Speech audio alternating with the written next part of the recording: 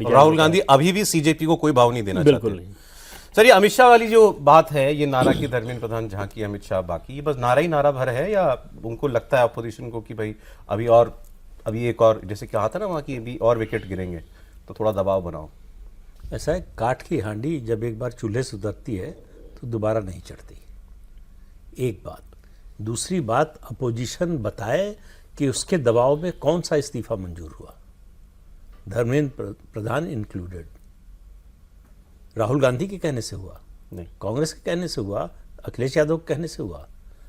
जिन लोगों के कहने से हुआ उन्होंने क्रेडिट ले लिया, वो पार्टी कर रहे हैं।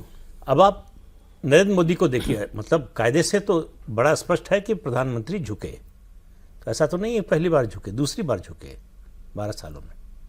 किसान आंदोलन के समय 3 कृषि कानून वापस लिए, और अब तो नरेंद्र मोदी की जो छवि है स्ट्रांग लीडर की, स्ट्रांग लीडर तो है लेकिन वो रिजिड नहीं है, फ्लेक्सिबल है, और नफे नुकसान का आकलन करते हैं। उस समय भी खतरा था इंटरनल सिक्योरिटी को, देश में अराजकता फैलने का, खालिस्तानी आतंकवादियों को प्लेटफॉर्म मिलने का, पंजाब में फिर से खालिस्तान का आंदोलन खड़ा करने का। इस समय क्या था? इस समय ये था कि 7 राज्यों में चुनाव होने जा रहे हैं कुछ महीने बाद जी। उन राज्यों में, और उसके अलावा भी राज्यों में ये फैल सकता था।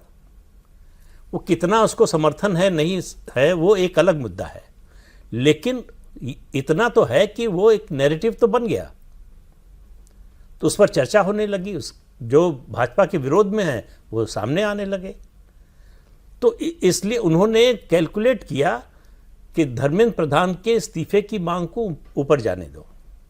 मैं ये अपने अनुमान से, विश्लेषण के आधार पर बता रहा हूँ, कोई जानकारी नहीं। जब ये सब इस पर आ गए कि इससे कम कुछ नहीं, और जो ये मांग कर रहे थे उनमें से ज़्यादातर लोगों को ये उम्मीद थी कि प्रधानमंत्री कभी नहीं मानेंगे, इस्तीफा होगा ही नहीं, तो ये हमारी मांग बनी रहेगी, हमारा समर्थन बढ़ता रहेगा। इस्तीफा ले लिया।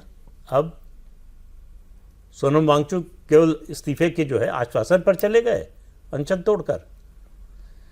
दीपके एंड कंपनी जो है इस्तीफा हो गया तो अनशन खत्म कर दिया, आंदोलन खत्म कर दिया। राहुल गांधी और कांग्रेस के हाथ में क्या लगा? उनके कहने से न इस्तीफा हुआ, न उनके कहने से ये सब जो कदम उठाए जा रहे हैं वो हो रहे हैं।